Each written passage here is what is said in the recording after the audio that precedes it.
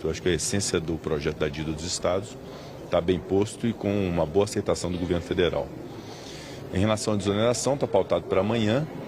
Também encaminhamos um bom acordo, já a concordância do governo de que não deve alterar impostos, especialmente a contribuição social sobre o lucro líquido, que era uma pretensão nossa do Senado, tentar sustentar a compensação da desoneração da folha de pagamento com medidas que não representem aumento de imposto. Esse é o nosso intuito, há programas estruturados nesse sentido, iniciativas boas nesse sentido, como repatriação de recursos no exterior, regularização de ativos, atualização de valor de ativos.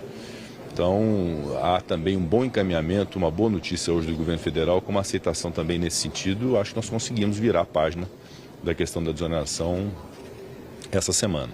E há a proposta de emenda à Constituição 66, que interessa sobretudo aos municípios brasileiros, que é algo redentor para os municípios brasileiros, que diz respeito ao pagamento de precatórios e regularização das dívidas previdenciárias. Então, se nós conseguimos essa combinação de equacionar o problema da dívida dos estados com esse projeto de lei complementar, virar a página da desoneração, apresentando a fonte de compensação e celebrando esse acordo, e votar a PEC 66, que atende os municípios brasileiros, vai ser uma grande realização do Senado Federal. Agora, os governadores, com relação à dívida dos estados, eles também concordam com o que os senhores acordaram hoje? Óbvio que há conflitos de interesses, são naturais numa federação, né? Estados que pretendiam de um modo, outros que pretendiam de outro, há estados endividados, estados não endividados, estados cujo fundo de equalização pela distribuição do FPE são favorecidos ou são menos favorecidos. Então, esses conflitos sempre há, mas há uma lógica geral dos estados. Recebi agora há pouco o telefonema do líder Otto Alencar, do PSD, que é da Bahia, que é um estado não endividado, não tem uma grande dívida, mas manifestando solidariedade aos estados endividados e a concordância com o projeto. Então, há um senso geral de que esse problema da dívida dos estados é o maior problema federativo do Brasil, que precisa ser solucionado, que é uma ilusão achar que IPCA mais 4% sobre esse estoque de dívida vai ser um dia pago, né? Não será. Então, há esse sentimento geral dos estados, do governo federal, do Ministério da Fazenda, do Senado Federal. Conversei com o presidente Arthur Lira também, que também está muito sensível a essa questão. Então, eu acho que nós estamos encaminhando uma solução federativa. Óbvio que não há plenitude de satisfação para nenhum dos lados, porque há sempre algum tipo de pretensão resistida ou de pretensão não concretizada. Mas a essência do projeto, que é o equacionamento da dívida, permitindo aos estados endividados que possam pagar suas dívidas com ativos e permitindo que haja um remodelamento do indexador de IPCA mais 4 para IPCA, no final das contas, para mais 1, que é o fundo de equalização, e o restante para investimentos no próprio estado, eu acho isso muito sustentável e ouvi de alguns governadores, inclusive, que isso é redentor para os estados da federação. Então, estamos confiando nesse senso comum de um princípio constitucional, que é de cooperação federativa e de solidariedade federativa, para que todos os estados sejam imbuídos dentro desse mesmo propósito de resolver o problema dos estados endividados e permitir que estados que futuramente possam contrair algum tipo de dívida não sejam sujeitos a esse juro de 4% mais IPCA, que de fato é impagável. Presidente, mas dá para concluir essa questão hoje no plenário? Qual a sua expectativa? Olha, nós temos hoje, temos amanhã, temos quinta-feira de sessão presencial. Há sempre um compromisso de votarmos essa semana, né? Está na pauta hoje, vamos iniciar a discussão hoje, haverá a leitura do parecer pelo presidente Davi Alcolumbre, é o presidente da CCJ, é o relator dessa matéria. Então, se eventualmente não conseguir votar hoje por algum motivo, a gente tem ainda amanhã para poder exaurir. Mas nós estamos muito imbuídos desse propósito. Dessa semana, nós temos a solução de todos esses, vamos chamar problemas, né? Mas todas essas questões da dívida dos estados, da desoneração da folha de pagamento e da PEC 66 que interessa aos municípios. Obrigada. Tá bom, muito obrigado. Quais são as emendas e a decisão do ministro Dino? Haverá alguma proposição do Senado para resolver esse problema ou algum tipo de reação?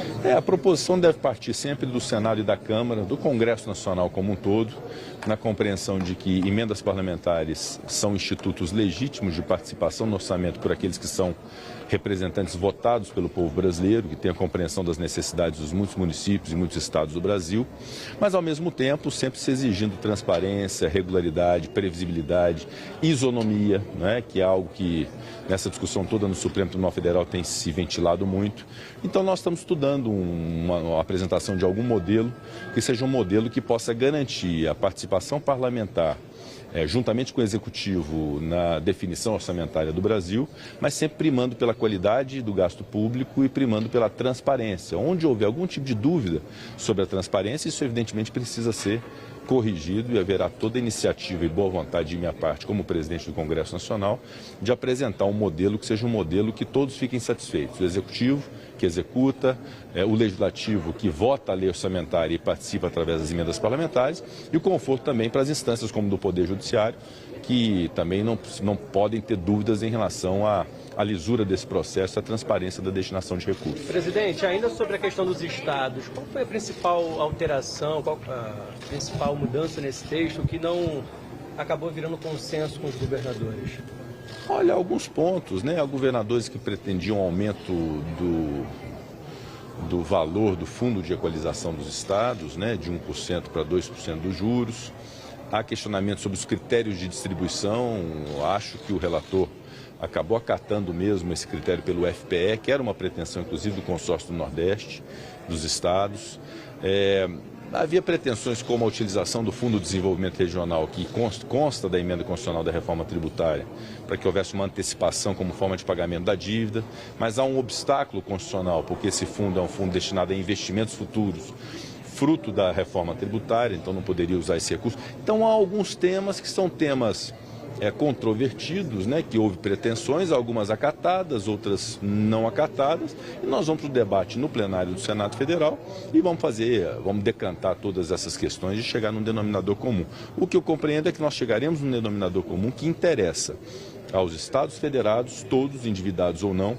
Acabou que os não endividados também participarão dessa cota do Fundo de Equalização de uma maneira muito significativa por esse critério de distribuição pelo FPE, e também o conforto à União, de que está solucionando o problema dos estados, e caso isso aconteça, nós devemos reconhecer o grande esforço da União, do presidente Lula, do governo federal, de poder equacionar essa questão federativa que é muito grave. Então há pontos controvertidos, mas todos muito bem encaminhados, num discurso muito civilizado. Hoje mesmo conversei com o governador Cláudio Castro ao telefone, reuni com os líderes do governo, falei com o líder Otto Alencar agora há pouco, com o relator, o senador Davi Alcolumbre. Então todo mundo dialogando, participando do debate. Eu sei que o governador Eduardo Leite está presente também em Brasília para poder discutir isso. Então, no bom diálogo, essa casa é do diálogo, nós vamos chegar num bom termo. Presidente, perdão, sobre as emendas, desculpa voltar, mas o senhor pretende apresentar uma PEC, seria uma solução na própria LDO, ou o senhor vai conversar com o Supremo para saber se está de acordo com isso? Não, ainda não há um modelo definido. Obviamente que há uma decisão do Supremo Tribunal Federal em discutindo essa questão. Acho que é preciso o comando da Câmara, do Senado, chegarem a um consenso juntamente com os líderes e apresentarem um modelo. Não creio que seja uma proposta de emenda à Constituição, não há necessidade para isso. Eu considero que na Lei de Diretrizes Orçamentárias, na própria lei orçamentária, nós podemos equacionar. O importante é que haja a segurança de que nós estamos lidando com a participação do parlamento na definição orçamentária do Brasil, que é algo absolutamente legítimo e que nós temos obrigação de defender, que é a participação do Legislativo em conjunto com o Executivo nessas definições orçamentárias, mas ao mesmo tempo sem tirar o protagonismo do Executivo, que é quem executa, e muito menos permitindo que não haja transparência. Nós queremos que haja transparência, qualidade do gasto público, previsibilidade, a definição de origem, de destino, de objeto.